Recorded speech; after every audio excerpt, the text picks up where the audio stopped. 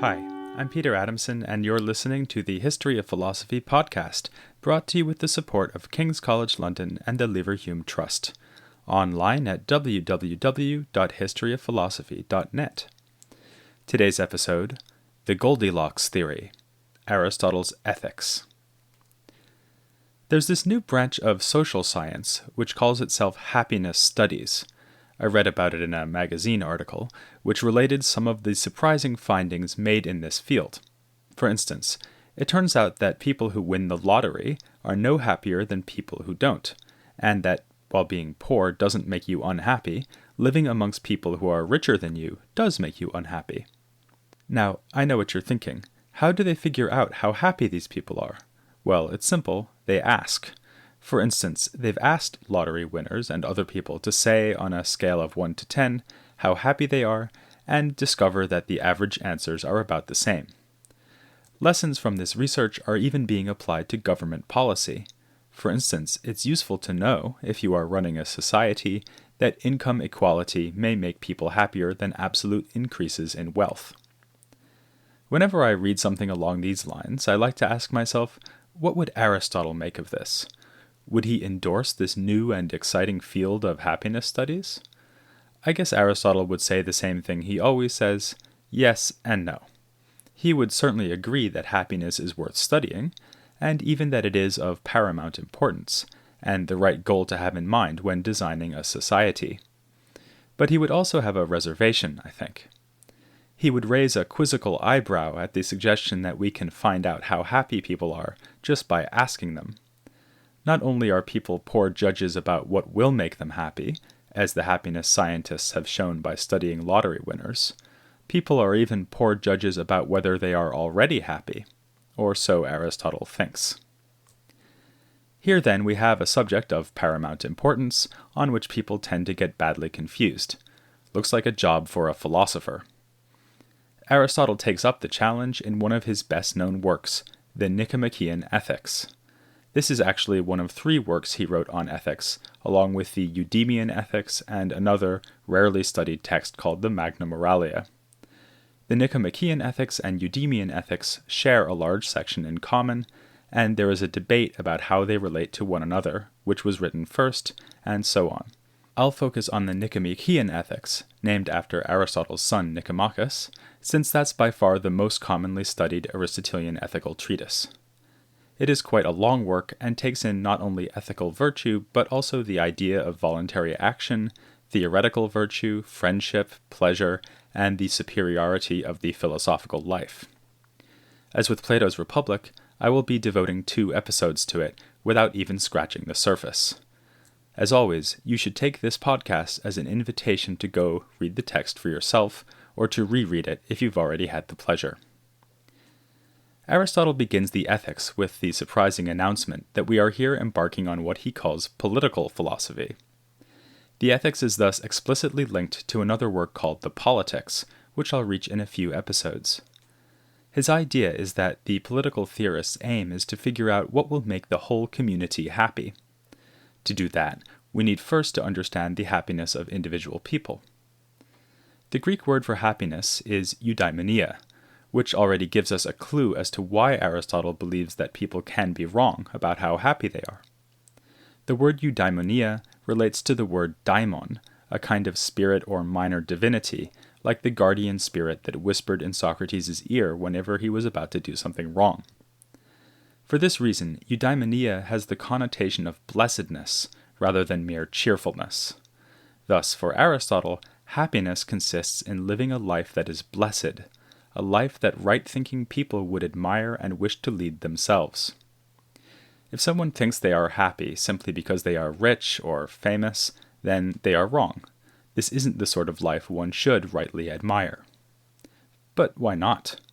Couldn't we just say, to each his own, letting everyone decide how happy they are on a scale of 1 to 10? Aristotle thinks not, because there are good reasons to dismiss certain lifestyles as falling short of happiness. Take the goals I just mentioned, being rich and being famous. If you think wealth will make you happy, Aristotle cautions, you're wrong. After all, when you pursue wealth, what you really want is not wealth, it's what wealth can buy. As Socrates already pointed out, wealth is no good to you without an understanding of what to do with it. Even without the benefit of empirical happiness studies, Aristotle knew that a lottery win will not make you happy all by itself. To think that it could is a crass conceptual error, confusing the end we strive for with a means towards that end. Happiness, by contrast, could never be the means to anything. As Aristotle points out, it is the most final end we have. There is no further purpose for which we wish to be happy. Aristotle levels a similar criticism at the life of fame, or, to put it in a more Greek way, a life of honor. Many Greeks would probably have endorsed this as the most choice-worthy life, a life centered around political success, military conquest, and lasting reputation. Aristotle's own student, Alexander the Great, was perhaps the happiest person in the ancient world, if happiness and honor are the same thing. And like Plato, who deals with this topic extensively in the Republic, Aristotle is well aware of the allure of honor among his readers. But he sets it alongside wealth as a misguided goal to pursue, because honor as such is not good enough. We care why we are honored. If a bunch of low-life criminals admire me for my successful thievery, that is no reason to think that I am really leading a good life. Nor would we wish to be honored falsely for things we didn't actually do. So, if I am seeking honor, what I must really be seeking is some kind of life that would be worth honoring. In that case, the honor seems to be secondary. What I am really after is the good life that rightfully earns me the admiration of others. Again, I think we have to admire Aristotle. His argument strikes me as persuasive and seems to get to the heart of, for instance, the problem with contemporary celebrity culture. There is indeed something empty and absurd about being famous just for being famous. But a big question is left hanging. If what I want is a life that would rightly be honored, what would such a life look like? Aristotle, adopting an argument found towards the beginning of Plato's Republic, suggests that we can discover the answer if we think about what human beings are for. What is our purpose? What are we, as it were, designed to do? If we do have some purpose, then surely the good life will be the life in which that purpose is fulfilled to the greatest extent possible. Just as being a good flute player will consist in playing the flute well, so being a good human will consist in doing whatever humans are supposed to do, and performing that function well. But hang on a second. Why should we think that humans in general have a purpose or function? Aristotle answers that question with a question of his own. How could it be that the parts of my body, like my eyes, have a function, without my having a function? This would be as if my car were made of functional parts and yet had no overall purpose. Aristotle's train of thought here runs along tracks laid in his philosophy of nature. Remember that for Aristotle, all animals, plants, even simple things like the four elements, are pursuing some kind of goal. The goal of a plant is to grow to maturity and reproduce. The goal of a stone is to move downwards towards the center of the universe. If Aristotle believes that even these things have purposes, it's no surprise that he should think humans do too.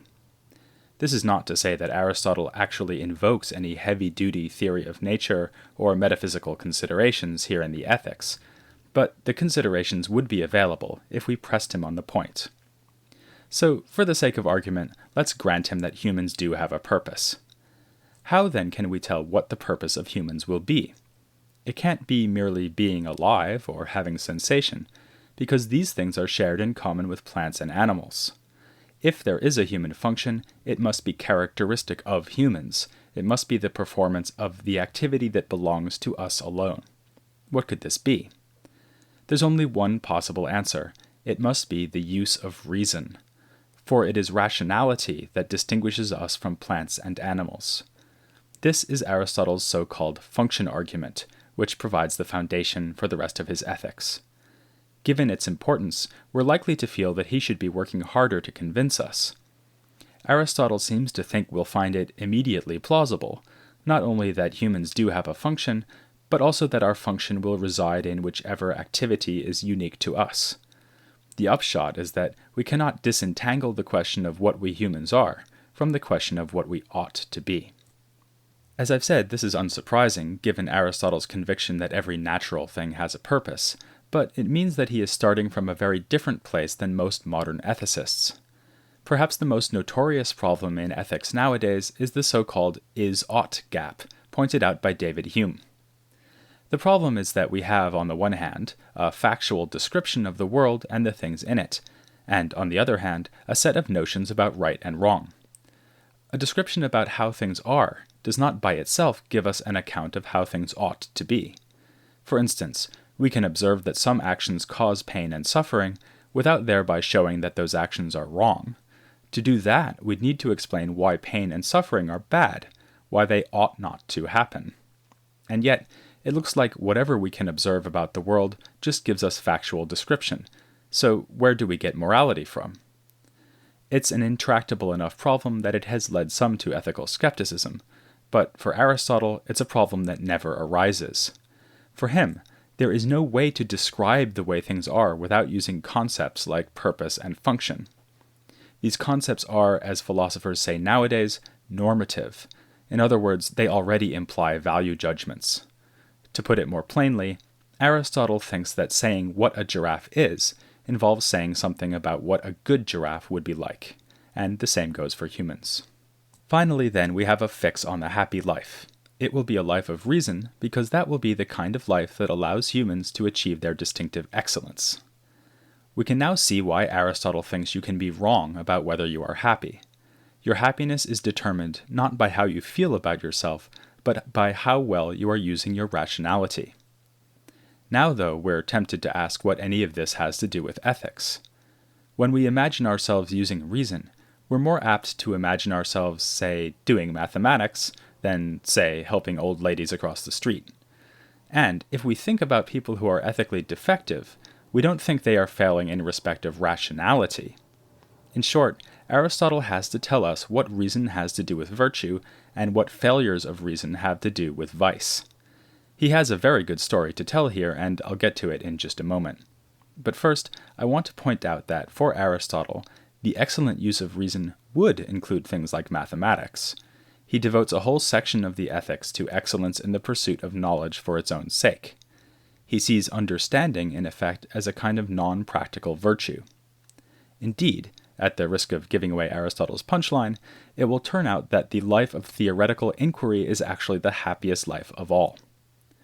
For now, though, Aristotle is trying to build a picture of human life in which rationality is fully exploited, including rationality in the practical sphere. Virtue arises insofar as the practical sphere is an opportunity to use our reason. But the practical sphere is the sphere in which we form preferences and perform actions, so virtue will be using reason to form the right preferences and to perform the right actions. On this point, Aristotle is admirably modest. He concedes that the range of practical situations we face is effectively infinite. There is no hard and fast set of ethical rules that can be applied to every case that might arise. Rather, practical rationality is, for Aristotle, the ability to confront each situation as it comes and to choose the right course of action in every case. This could be something as humble as choosing the right amount to eat at each mealtime, the virtue of temperance, or choosing to fight on a battlefield, the virtue of courage.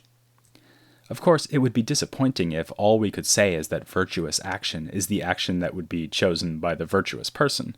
So Aristotle adds a more general observation, perhaps the most famous idea in his Ethics, that the virtuous action will lie at the mean between two extremes. This is what a friend of mine likes to call the Goldilocks theory. Virtue is when you choose and enjoy what is not too much, not too little, but just right.